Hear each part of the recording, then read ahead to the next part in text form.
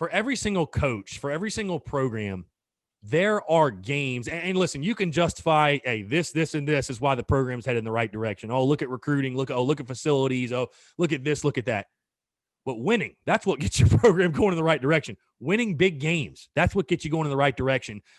I see that type of opportunity against Auburn this Saturday. And again, Auburn's 15th in the country ranked. I know the rankings are kind of crazy right now. I mean, North Carolina is ranked 5th, if that tells you anything. I don't think UNC is. I just can't with that. I don't think UNC is the 5th best team in the country, but it is what it is. You've got the 15th ranked Auburn Tigers coming to town. You haven't beaten them since 1933. You've never beat them as a member of the SEC. Heck, you were on a couple of those teams that took on Auburn, and, you know, you guys played some close games with them. I know 05 didn't exactly go how you wanted, but 06 had them on the ropes. Was close. 06 with Savell Newton, Jared Cook. That's unfortunately when people talk Jared Cook, that's the first thing they think of is him dropping that ball against Auburn. But either way, you played them really, really close in 06. And I look back at, let's say, Steve Spurrier, or heck, even look at Lou Holtz. They had wins that were sort of those quote-unquote turn-the-corner type wins, or at least showed the program was headed in a positive trajectory. I think Lou Holtz, 2000 against Georgia, that was sort of the one, okay, here we go, we got this thing rolling.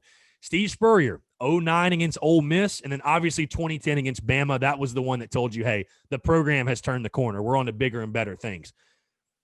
Again, I'm not saying everything will be right in the world or that this program's headed to, you know, on that path that Steve Spurrier's teams were on, but if you're Will Muschamp and you're this program and you're a fan that wants to justify that this program is headed in the right direction, this game against Auburn just feels like one of those games, one of those opportunities to me that if you're South Carolina, you simply have to take advantage of. I 100% agree with you. It's so tough, and we were talking about this before we got on. Just to like gauge where all these teams are at anyway. Mm-hmm. Because, you know,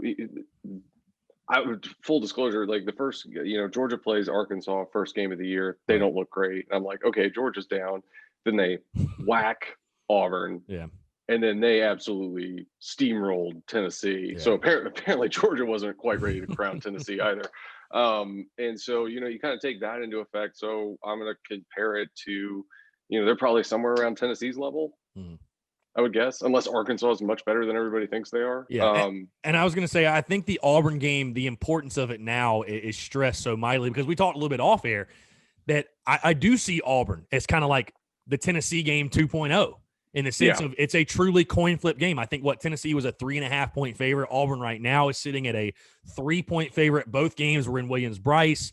You know, and I talked about all offseason that Tennessee was the most important game of the season, just as far as it's going to set the tone for your season. And we knew that the schedule overall is a gauntlet. I mean, it's a gauntlet for everybody, but we knew the schedule was a gauntlet. And I said before the season that, you know, 5-5 should be the minimum expectation. If you want to sit there and justify to me that Muschamp has the program going in the right direction, you've at least got to go 5-5, 500 or better. I think that's very realistic, very reasonable.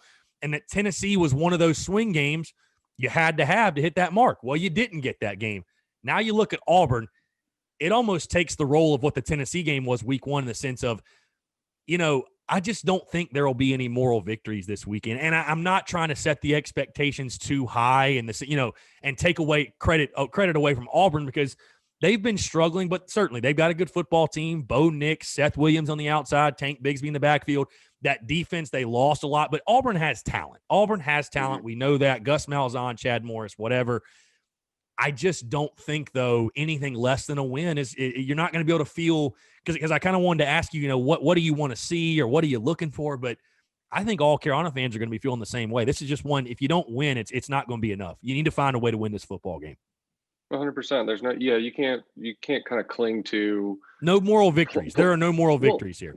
But no, 100%. And you can't, especially given that it's year 5, you can't cling to, oh, you know, well, we almost beat Florida. We almost beat Tennessee. We almost beat Auburn. Yeah. Like that's gone now. At some point, you have to break year 1. At some point, because like we said earlier, I mean, again, all the recruiting is a nice to have, and the facilities are great, and you know, all this, you know, you're bringing in talent, all this other stuff, but winning games, that's what shows the program's headed in the right direction. All that other stuff is nice to have, and it all leads to what is that ultimate goal, which is you got to win games. For your program to be headed in the right direction, You got to win games. And I think it's games like these because, again, you take a look at the schedule.